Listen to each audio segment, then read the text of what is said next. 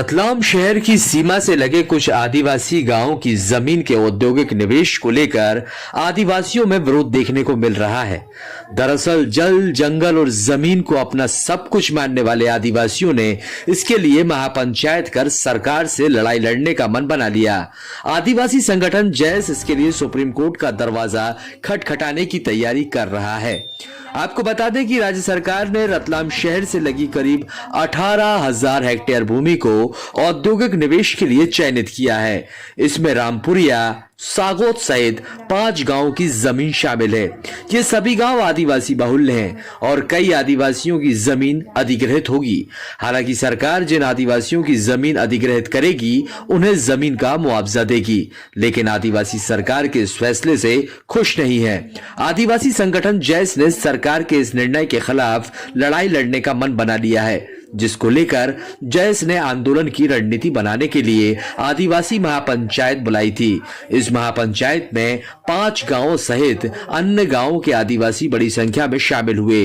बता दें कि आदिवासियों की इस महापंचायत को अन्य संगठनों का भी समर्थन मिला है। महापंचायत में भीम आर्मी सेना, पिछड़ा वर्ग महासभा, भारतीय ट्राइबल पार्टी जैसे संगठन के प्रदेश पदाधिकारी सहित दिल्ली से आए सुप्रीम कोर्ट के वकील और आरटीआई कार्यकर्ताओं ने भी शिरकत की। और दबंग लोग समझते हैं, अमीर लोग समझते हैं, उच्च वर्ग के लोग समझते हैं कि आदिवासी का समझ में कुछ नहीं है, आदिवासी का दिमाग नहीं होता है।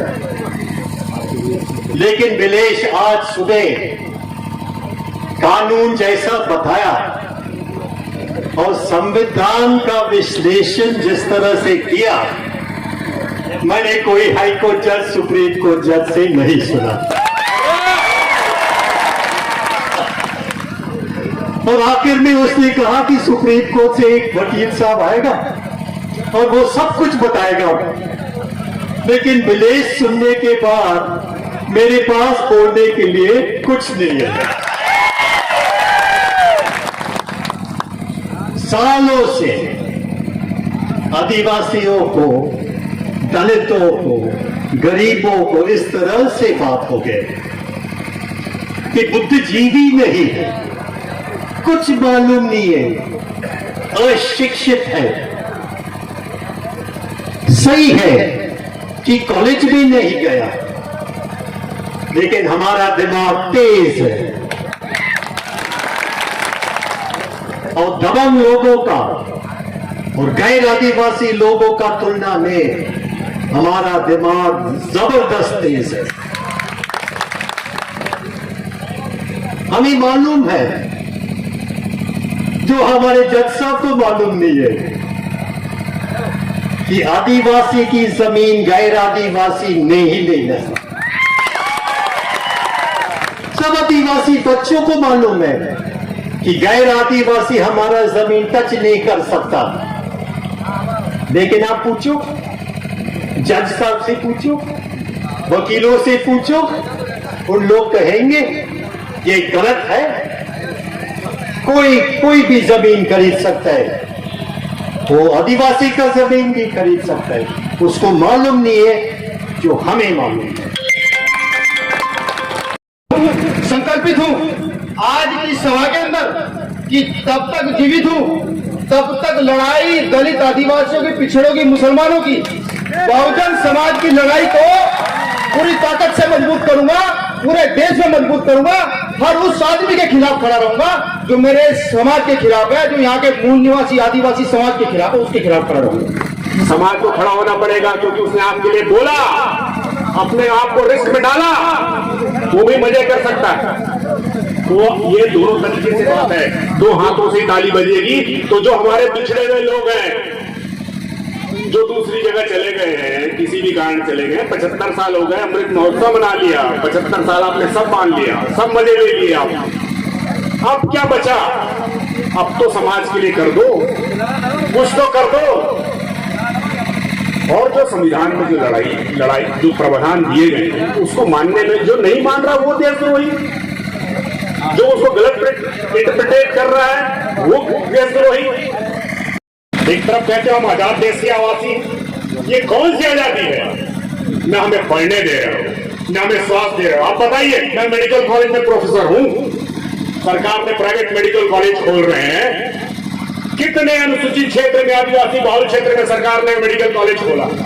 बताइए, झाबुआ में जरूरत नहीं है, अलीराजपुर में जरूरत नहीं है, मंडला में जरूरत नहीं है, डिंडोरी में जरूरत नहीं है, सीधी में जरूरत नहीं है, सिंगरौली में जरूरत नहीं है।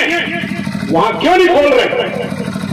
एक एक शहर में, दिल्ली, भोपाल में, इंदौर में private medical college, 6-7 medical college एक शहर में।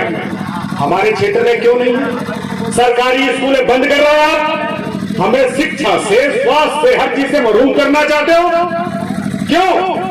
क्योंकि जब तुम फैक्ट्री खोलोगे तो हम सस्ते मजदूर होंगे वहां पे, क्योंकि हमने पढ़ा नहीं, हम कमजोर हैं, हम खड़े नहीं हो सकते, तो हमें सस्ता मजदूर बनाकर रखना चाहते हैं। समझिए इसको, अपनी ताकत को समझिए। और जितने लोग इससे पहले इस मध्य प्रदेश की धरती में 47 अनुसूचित जनजाति के विधायक हैं, जो तथाकथित पार्टियों के प्रतिनिधित्व हैं, वो संविधान से गद्दारी करके पार्टी का संविधान मांगते हैं। हम चुन के भेजते हैं कि हमारा आदमी है, वहां जाकर वो पार्टी की बात करता है। अरे जो अपनी खुद की बात नहीं कर सकता, जो मंत्री संतरी बन के बैठा है, जो अपनी खुद की बात नहीं कर सकता, वो हमारी क्या बात करेगा? हमने चुन के भेजा लोगों को, वहां जाकर इतनी मजबूरी है, गले में पट्टा आपके बन जाता है। अरे तो छोड़ो उस पट्टे को, आओ इसी समाज में जहां जिन्हें चुन के आपको भेजा है। तो मैं निवेदन भी करूंगा उनसे, आग्रह भी करूंगा उनसे, चेतावनी भी दे रहा हूं उन लोगों को, जो उन अनुसूचित क्षेत्रों से जीतकर जो 43 विधायक जाते हैं, अनुसूचित जाति क्षेत्र से जो चुन के जाते हैं विधायक, हमारे जनप्रतिनिधि, सांसद, अरे वापस आओ, त्याग पत्र दो, त्याग पत्र दो। इसी समाज से तुम्हें फिर जीतना है, वहां पर तुम्हारी औकात है। देखो, आप सोशल मीडिया में आता है, सांसद है, बगल में डिस्पोजेबल कप लेके जमीन में बैठा हुआ है, देखते होंगे आप लोग। क्या औकात बना रखी है आपने? आप बताते हो सांसद हो, आप बताते हो आप मंत्री हो, आप बताते हो मंत्री हो, आप बताते हो राष्ट्रपति हो। राष्ट्रपति हो, मंदिर में नहीं घुसने दे रहा। आपके जाने के बाद हो रहे हैं आपको वहां पे कुर्सी नीचे से बैठ रहे हो। अरे शर्म है ऐसे सांसदों पे, ऐसे जनप्रतिनिधियों पे। अरे कब जब सोते होगे तो तुम्हें शर्म खुद में तो आती होगी, थोड़ी बहुत शर्म खुद में तो आती होगी। आईना देखते हो तो खुद में शर्म आती होगी, मैं कौन हूं यार, तू कौन? मैं कोर्ट में आप बड़े वकील हैं, इस पूरे मामले को किस तरीके से आप सुप्रीम कोर्ट में ले जाने की तैयारी कर रहे हैं, क्या लगता है आपको? देखिए सर, वकील होते हुए भी मैं कहना चाहूँगा कि इस राज्य में जो सरकार का दमन है, जो पुलिस का दमन है, वो सिर्फ सुप्रीम कोर्ट में जाना और हाई कोर्ट में जाने से ये हल नहीं होगा। आज का मीटिंग था आदिवासी दलित को संगठित करने के लिए, अपना संगठन को मजबूत बनाने के लिए, और सरकार के खिलाफ एक आंदोलन और संघर्ष चलाए। साथ साथ में हम कानून का इस्तेमाल करेगा, हाई कोर्ट में जाएंगे, क्योंकि बहुत सारे केसेस गए हाई कोर्ट में, बहुत कम केसेस गए। हाई कोर्ट में जाएंगे, सुप्रीम कोर्ट में जाएंगे, और दमन के खिलाफ हम कानूनी तरीके से ही हम लोग संघर्ष करेगा, इसलिए मीटिंग बुलाया।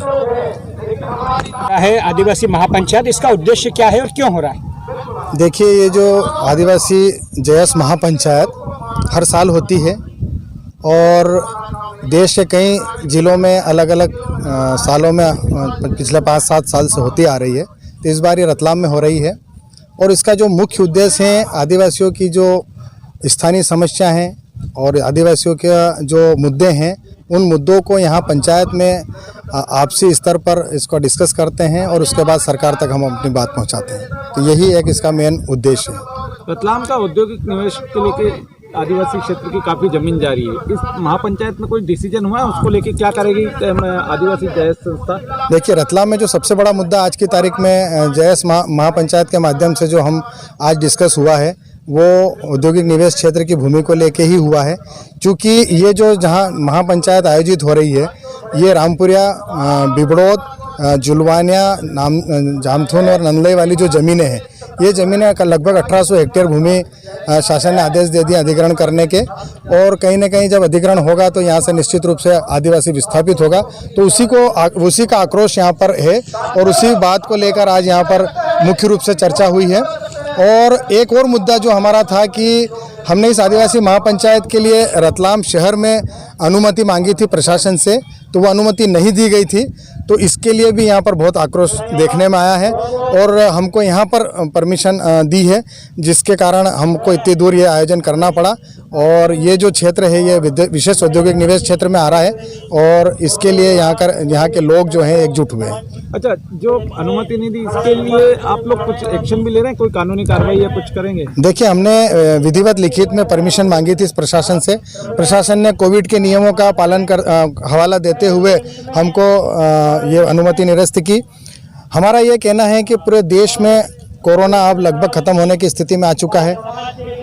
उपचुनाव हो रहे हैं, अन्य कार्यक्रम भी हो रहे हैं, धार्मिक आयोजन भी हो रहे हैं और हम पिछले 2 साल से शासन के निर्देशों पे हमारा कोई भी कार्यक्रम हमने नहीं किया था और ये पहला कार्यक्रम हमारा जयस महापंचायत आयोजित होना था, तो इसके लिए हमने परमिशन मांगी थी जो नहीं दी गई।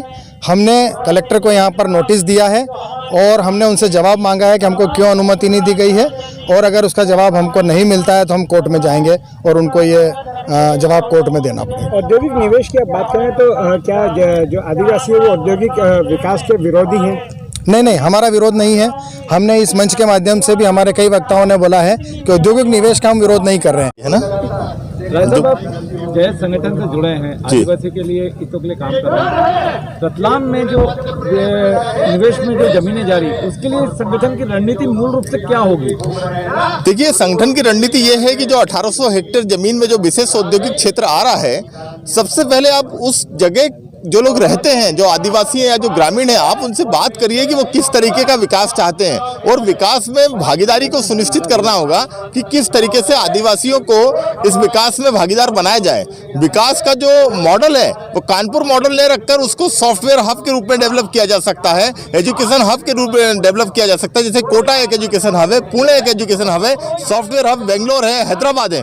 आप यह कल कारखाने डालकर यहाँ की नदियाँ, यहाँ के बांध क्यों प्रदूषित करना चाहते हैं? और जहाँ तक रोजगार का प्रश्न है, हमने मेघनगर देख लिया, हमने पीथमपुर देख लिया, बहुत सारे मंडीदीप देख लिए, कहीं पर भी स्थानीय लोगों को कोई रोजगार नहीं मिलता है। उत्तर प्रदेश और बिहार के लोगों को रोजगार मिलता है। तो हम ये चाहते हैं कि जब तक ग्राम सभा का अनुमोदन नहीं हो, जब तक ग्राम सभा और क्षेत्रीय युवा की जो चिंता है, मध्य प्रदेश के मुख्यमंत्री उनसे बात करें कि वो किस तरीके का विकास चाहते हैं और उस विकास में किस तरीके की वो प्रॉफिट शेयरिंग या बेनिफिट शेयरिंग चाहते हैं, उनकी बात को देखकर इसका रोडमैप बनाया जाए। अभी हो यह रहा है कि उद्योगपति और कारपोरेट जिस तरीके से चाहते हैं उस तरीके से विकास का मॉडल जो है क्षेत्रीय आदिवासियों पे, क्षेत्रीय ग्रामीणों पर थोप दिया जाता है, तो जयस उसका विरोध कर रहा है। और जब तक इस SEZ को हमारे अनुरूप इसको प्लान नहीं किया जाता है पूरे विशेष औद्योगिक, तब तक हम इसका विरोध करते रहेंगे।